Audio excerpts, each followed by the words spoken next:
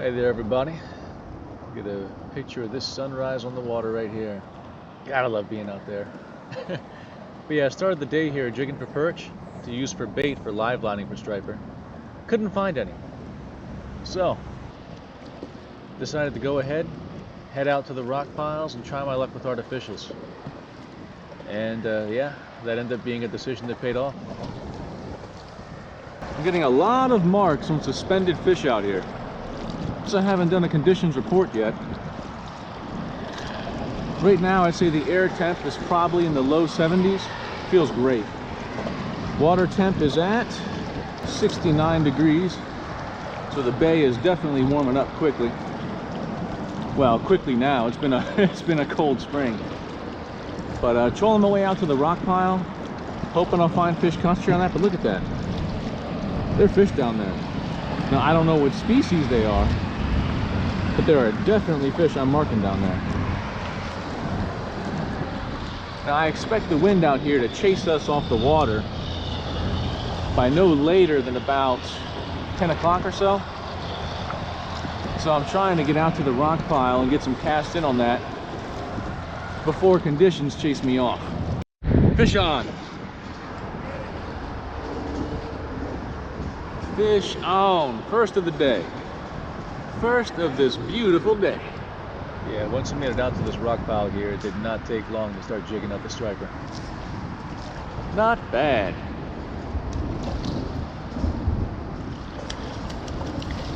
Not a bad way to start.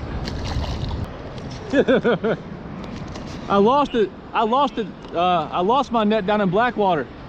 Oh, really? Yeah. Oh, like maybe a 17-incher, 18-incher. Not bad. Not a bad way to start the day. Jigging.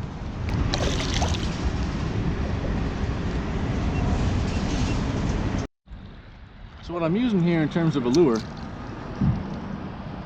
I think it's a 5-inch Berkeley Gulp mullet on about a 1/2 ounce jig head. Another fish on. A little bit smaller than last time, I think. Maybe not. Yeah. I'm on to them. But yeah, the fish today were schoolie sized fish, but sometimes you can find some very nice striper out here. Very nice. I'll get more into the specifics of the techniques that I'm using. Come on now. Presentation a little bit later in the video. Oh, hey, cut it out. Yeah, I think you might want to downsize. Little beauty. It's a good, healthy fish, man. I'll show you exactly where to go in a second. All right, beauty. All right, so I'm gonna explain what we have going on here. Well, first of all, the Bay Bridge is a very special place. It's a place, I forget the exact terminology the biologist used, but it's something along the lines of a constantly churning zone. There's always current here. Even on a slack tide, you have at least a little modicum of current here. Now what I'm fishing right now is an outgoing tide on this first rock pile. These fish will stage right here at the corner on these drop-offs and wait for bait to come by. So I'm casting mine out and I'm letting it drift on a tight line, mind you, because I'm getting strikes on the fall. And once I feel bottom, I start pop, let it fall. Pop, let it fall. Pop, let it fall. And that's when they're picking it up. So let's try it again. It's a little bit further upstream than I wanted to do, but it might be all right. As this tide picks up, it's not fully ripping yet. I'll have to cast further and further upstream to get it to fall in the correct area. Still falling, but yes, I have my hand. It's a closed bail fall here, and I have my hand on the line so I can feel any strikes. Right there, fish on. Oh, I dropped him. Dropped him. Damn. That was almost a perfect case in point. These fish are primed to be grabbing bait as it floats by. And as soon as I feel the bottom, that's when I start jigging. Right about now. Right about now. That's crucial. You don't want to have soft pops or soft jerks. It's a small range of motion, but it needs to be sharp. Got him.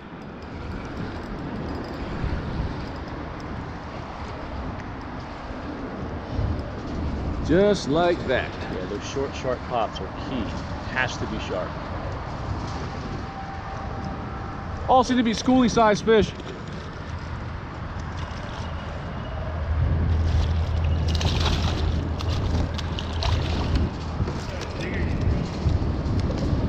I'll show it to you in a second. I got a bunch of them if you need one.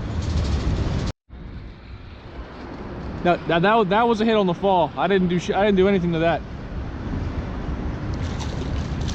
They're getting smaller though. But like I said, not always out here. They're shrinking. 30 inches doing this exact same pattern. There you go.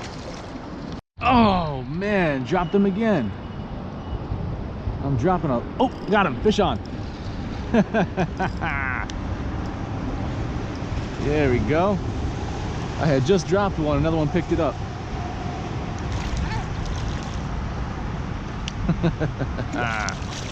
Come in here, you. Telling you. Tack on at most 2 or 3 more inches onto these guys and I'll have some keepers. Right now though, all these fish are a little undersized. Yeah, the tide here and the current is a double-edged sword. On the one hand, it tends to turn the bite on. On the other hand, it makes positioning in the kayak much more difficult. Oh, got him. Fish on. But like I said, it turns that bite on. This will be number 6 or 7 if I land it. I've had probably 10 or so on the hook. That's getting real close to a keeper.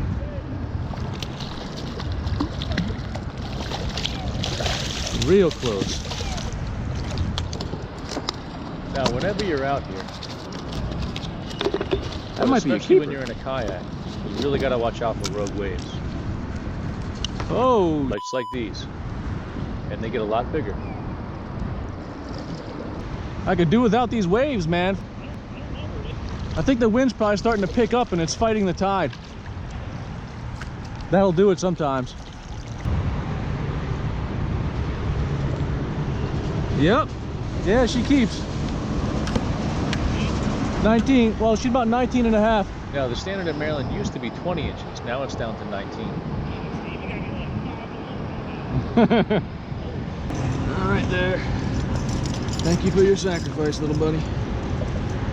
You will go to help me feed my family. There you go.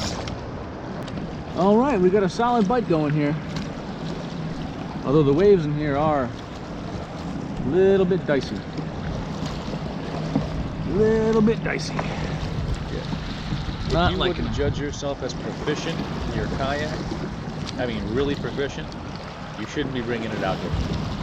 The boats, the waves, the currents, this is not a place to learn how to kayak. Get experience, get comfortable in your kayak before you start trying to come out here. There he is. And really and truly, you shouldn't be out here in a sit-in. As soon as I upgrade my kayak to a sit-on top, you'll never see a sit-in out here again from me. Because if I were to roll my kayak, I'd probably lose everything. It's really not a good call, to be honest. But yeah, the things I do for fish. Yeah, you saw me struggling out there in the current to stay in position. If there's no one else around, you can sit here in the eddy, but again, be very careful. And I wouldn't do this if there were other people in the area trying to fish. It's just pretty rude to be sitting in the hole, or at least part of the hole.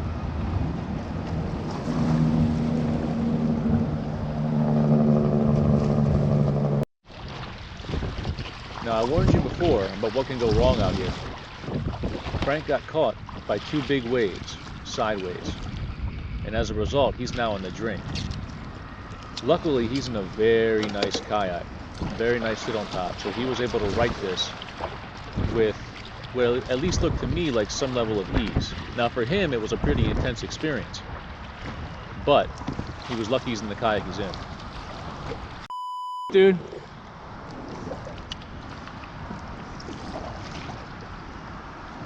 Stray wave catch you?